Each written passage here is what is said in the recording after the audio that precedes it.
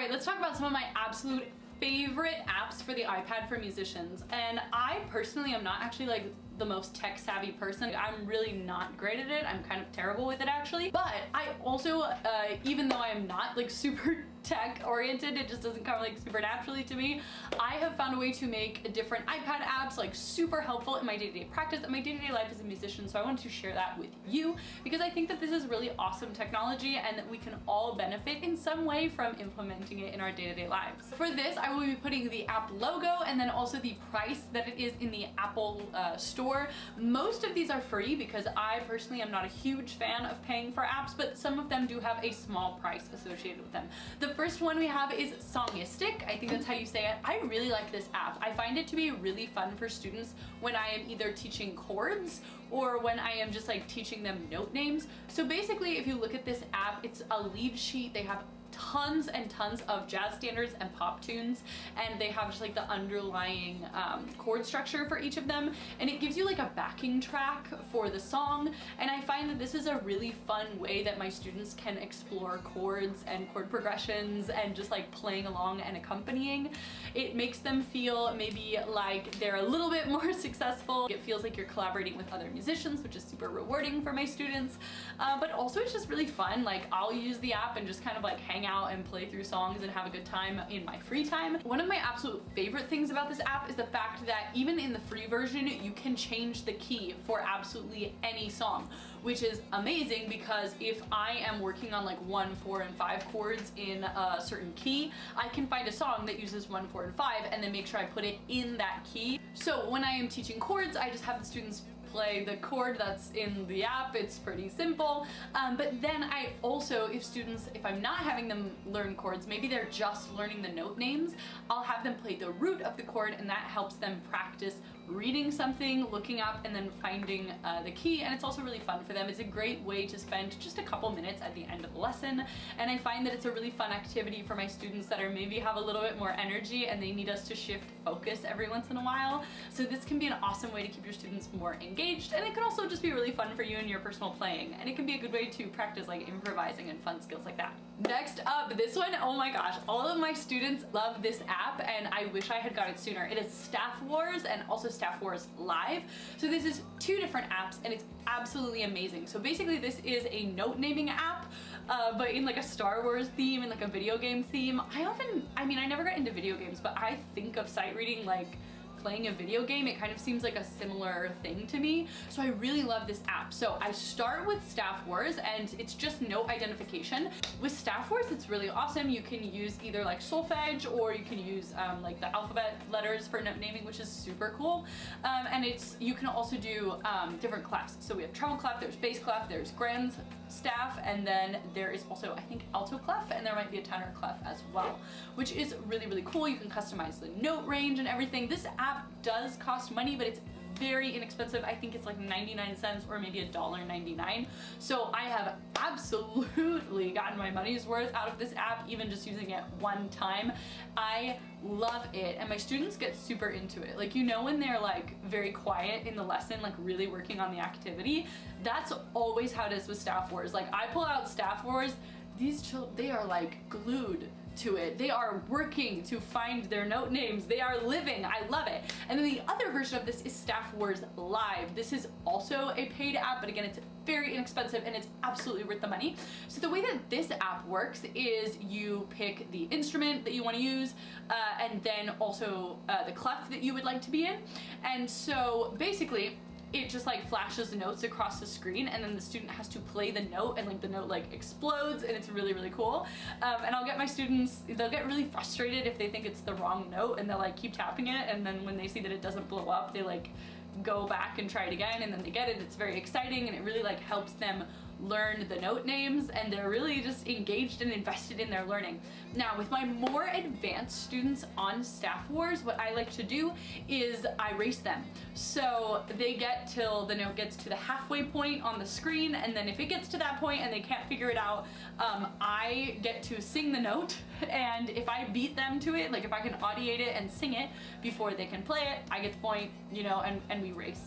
Because fun thing about me as a teacher is I'm still competitive. I don't care if you're 7. Let's go. All right, that's a joke. I really, really love this app. The other thing that's super cool about Staff Wars is that if they are maybe newer to music and they're just like not super comfortable naming notes, it goes slowly, and then the more and more that they get right, it speeds up. So it's really, really awesome for the student. You can also do things, you know, to just make it a little bit trickier, like add like the racing slash like competition component, and I find that to be so amazing. Thank you so much for watching this far in the video. I just wanted to say that if you have been enjoying this content, it would mean so much to me if you decided to subscribe to my channel or like and comment on this video. That helps me know that this is a type of content that you enjoy, and it supports me in making more of it. Next up, we have a tonal energy tuner. This actually might be the most expensive app in the video, but I've had it for several years now and I've really been quite a fan of it. First of all, I love like just the basic tuning function. I remember when I was in high school and I played tuba, this was a really awesome app because the way that it shows you whether or not you're like in or out of tune is just super cool with the smiley face and the bubble, and it's really cool, especially if you have students that play an instrument where like you do a lot of long tones. This app is amazing because it gives you like real live feedback on how your intonation is going. So I think that if you have anything like any kind of a wind instrument or string instrument where you do long tones, that's an awesome app and you should absolutely use that as an activity. Now, the other things I like about this app, I love the metronome in this app. It has really awesome options for subdivision, which is so cool, and also it's just like super intuitive. Like, do you guys ever use an app where, and I know I said I'm not great with technology, but like I'm like, I cannot figure out how to use this? That's how I feel with some of the metronome apps, and this one is just super straightforward and simple, which I really appreciate.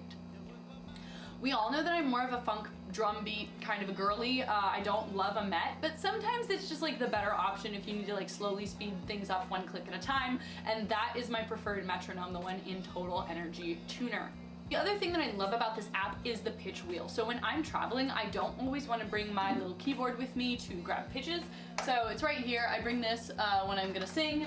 I do not practice piano on this, obviously, but I love that for just like grabbing pitches or like just like looking at cadenzas and stuff. I find that to be really nice. If I'm only going to be gone for 1 or 2 days, I actually find that the Tonal Energy pitch wheel and little piano is absolutely enough, and I don't usually need anything more than that. If I'm going to be gone for a more substantial period of time and I might want to do things like learn music in my hotel room, I find that this is a nice thing to have at my disposal. It's also nice for like warming up. I enjoy being able to play just like small chords.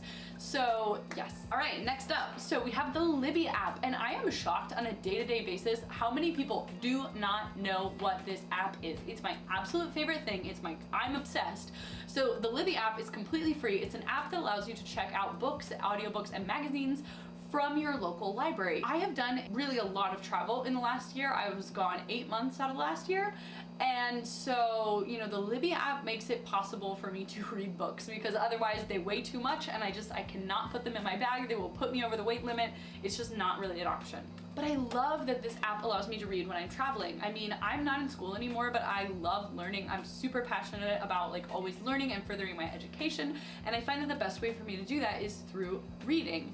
And granted, the thing about the Libby app is, I mean, at your local library, a lot of times you actually can check out like recordings, scores, you know, like videos of full operas, which is really amazing, and that's something that a lot of people don't actually know about, which is so cool. Granted, the Libby app, you actually can't, I haven't found any sheet music, which is, you know, it'd be cool, that'd be amazing if that was an option, but it's not. But I do find that a lot of the books that I have read on that app have made me just like a better person. They've helped me with performance anxiety. I've gotten to be a better performer and a better teacher from them. So I would absolutely check out this app. Dropbox! Oh my gosh, Dropbox is my favorite. I like it more than Google Drive because I think it's easier to create folders and like organize things within it. And I also just love like the search function. It's so easy for me and it integrates so seamlessly with so many of my other apps. So with Dropbox, I have basically my full score library available to me digitally. Like I said, I was gone for about 8 months during this last year. And so it's really, really crucial for me that I have a, you know, virtual score library available when I am not home to take advantage of my physical copies of music.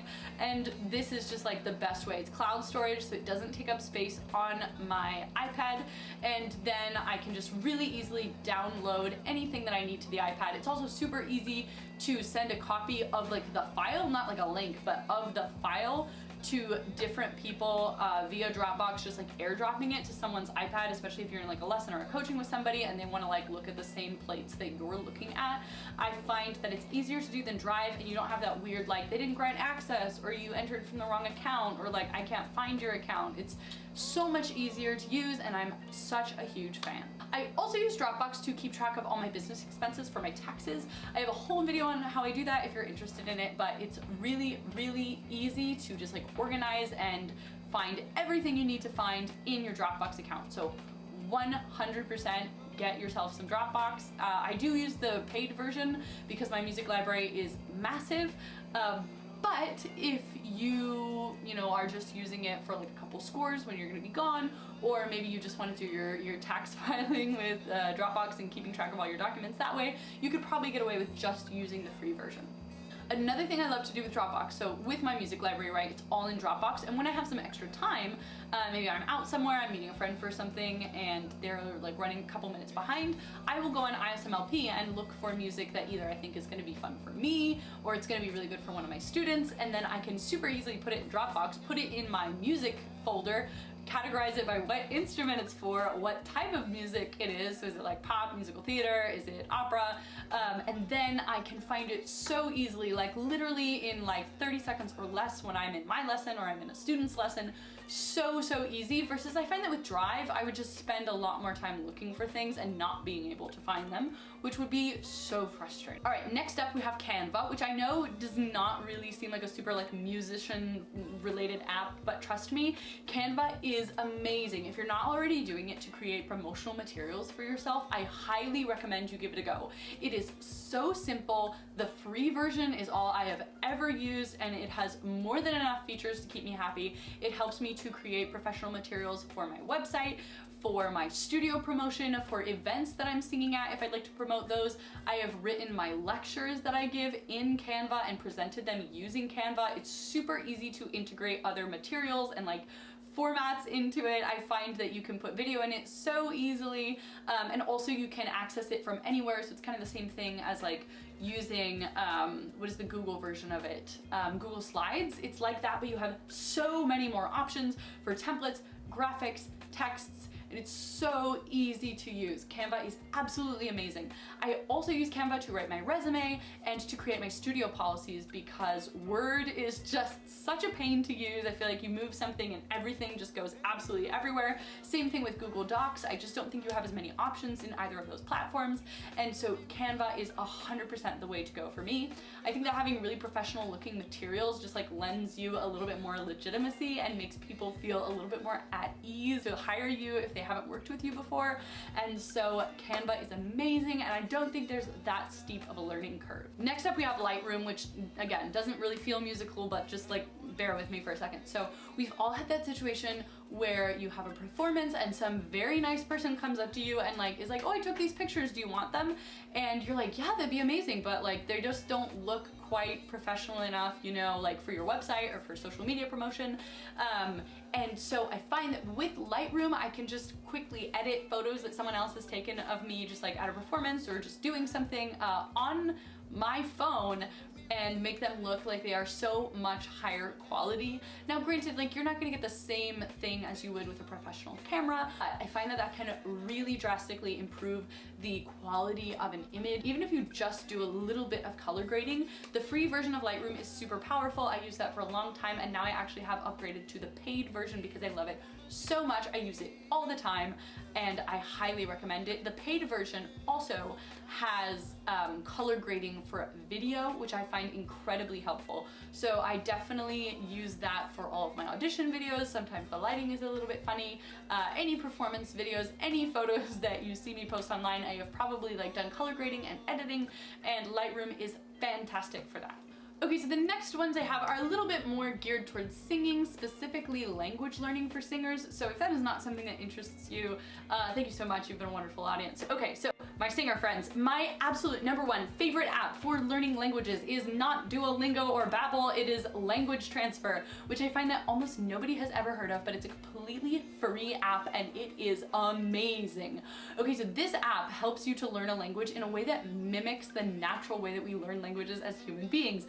So the guy who creates these videos is absolutely amazing. He just has this like beautiful way of fostering organic conversations with people to just help you learn languages. I also love that you can download the lessons from this app and then you can listen to them when you're not online. The other thing that I love about this app for language learning is that it doesn't have like a physical, like you don't have to do anything on the screen. There's not like an interactive component, so you can do it while you're driving or while you're just like sitting on a bus stop, on a plane, on a train, just doing your own thing. They have quite a few language lessons for each of the major operatic languages, and there's also a ton of other languages that you probably wouldn't encounter like doing an opera. So if you're going to go to another country to work, I find that, you know, it's really a very nice gesture to at least learn a small amount of the language in like a conversational capacity, and this can totally help you do that, and it can help you do it easily in your free time, so give it a go. Alright, my next one is Reverso. The Reverso app is my absolute favorite translation app for French, Italian, and Spanish. Basically any Romance language that I have tried in it has been absolutely phenomenal. Reverso is also amazing because you can translate idioms in it, and granted, like any good translation app, sometimes it gives me things that are completely just like not making a lot of sense, but I find that generally it is super powerful translation app, and it just helps me. It saves me so much time, it saves me such a headache. That being said, I have not found it to be the best for German, and I actually have not really found an app that I love for translating German, so if you know of one, please tell me, but I am still looking for a German translation app or like a German dictionary app that I really love. And as soon as I find it, I will share it with all of you, because this has been an ongoing search process, and I have downloaded and deleted many apps. Technology is absolutely amazing. It's a fantastic tool, and I love integrating it into my day-to-day life. It helps me with my practice. It helps me to enrich my students' lessons and learning, and also to just like build my own education and learn for myself. So it's really wonderful, and the iPad has been such an amazing, powerful tool for me personally. All right, that's it for me. Thank you so much.